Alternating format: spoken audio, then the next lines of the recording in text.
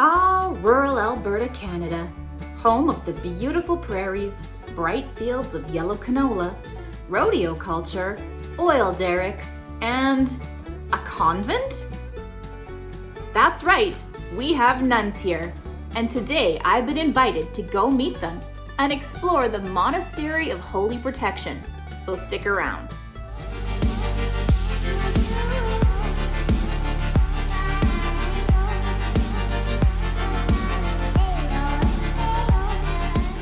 So I was basically today years old when I first discovered that we have a convent here in rural Alberta. And as soon as I learned about it, I knew I wanted to find out more. My friend Mark has a good relationship with the nuns, and so he generously offered to connect us and come along on a tour with me. My son is not in school today, so he gets to tag along as well. The Monastery of the Holy Protection is located near the hamlet of Bluffton in rural Alberta, basically in the middle of nowhere, and where you would least expect it. Alberta isn't traditionally known for its nun populace. They are nestled on 80 acres of beautiful forested land, and visiting their peaceful grounds was like stepping into another place and time.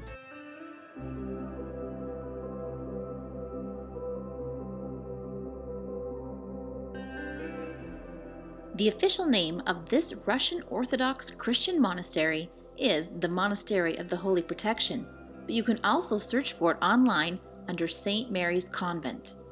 This is because when the community began in 1935, it was an all-male monastery. The temple itself dates back to 1930 or 1932 and is still standing and in use today. In 1953, the monastery was given by the monks to nuns arriving in Canada after fleeing the Communist Revolution. Thereafter, and up until the present, it became a community of women. We were greeted by the lovely Mother Nektaria, who toured us around the grounds and was incredibly knowledgeable and accommodating. So Sister Nektaria is going to take us on a little tour around the grounds here and show us their gardens and where they keep their animals, and then we're going to go check out the old original church that are on the grounds here.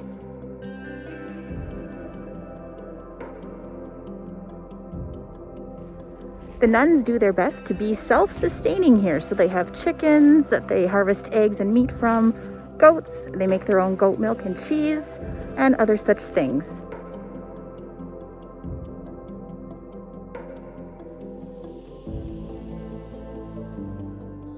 Checking out the animals was definitely my son's favorite part of the tour.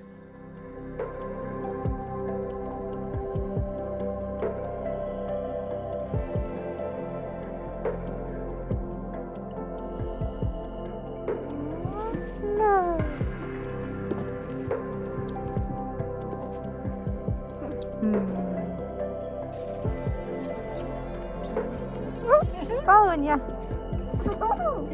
This is their game.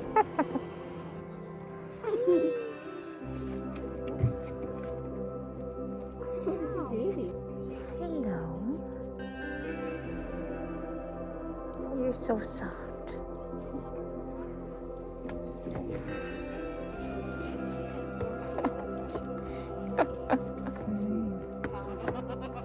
I think he likes it.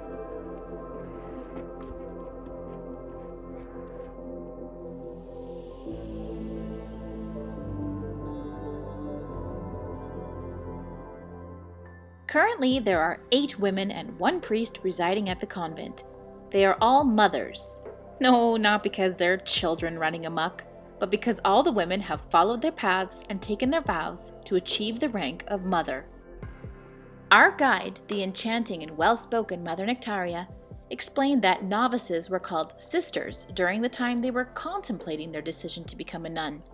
After a time, usually around 3 years, Mother Nektaria estimated, the sister would make a promise to take vows, and in turn would receive a new name, a name chosen for her, the name of a saint for which she had perceived shared qualities. At this point, the title changed from sister to Rasifori, a word I'd never heard before. When the vows are finally taken, the title changes to mother, and the chosen name of the saint remains. This process could take as long as needed. Mother Nektaria informed us that she'd been there at the convent for 21 years.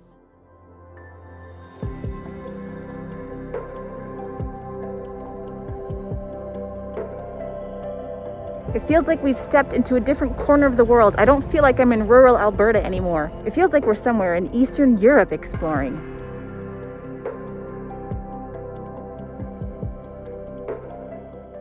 On the grounds is a Russian Orthodox cemetery, still used today, and a temple, which I mentioned before was constructed in the 1930s.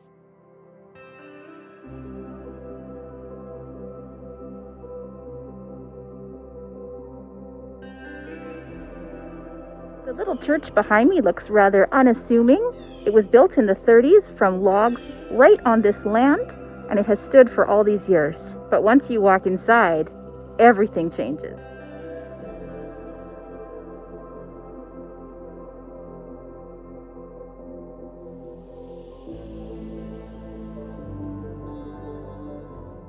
The tiny exterior hides a sparkling gem.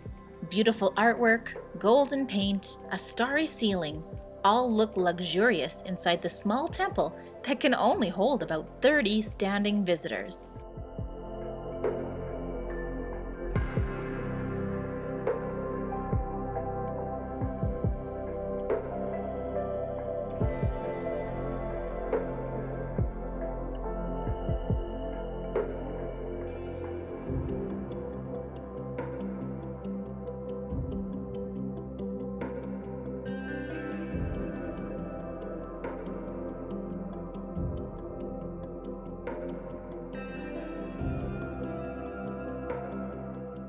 We did explore the graveyard for a bit, where my friend Mark introduced me to some of his past relatives, but I refrained from filming out of respect. I couldn't resist this cute, quaint headstone, though.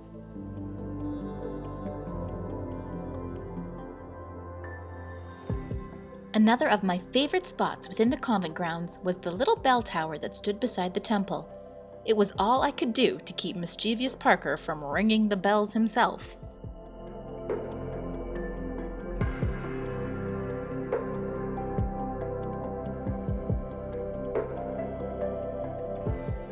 A huge thank you to the wonderful mothers at the Monastery of the Holy Protection for allowing us to explore the convent and for letting me film their beautiful home. A big thanks to Mother Nektaria for being such a lovely guide, and also to Mark for this fantastic and unexpected Alberta road trip. If you enjoyed this video, please leave me a thumbs up and drop a comment below. Did you realize there was a convent here in rural Alberta?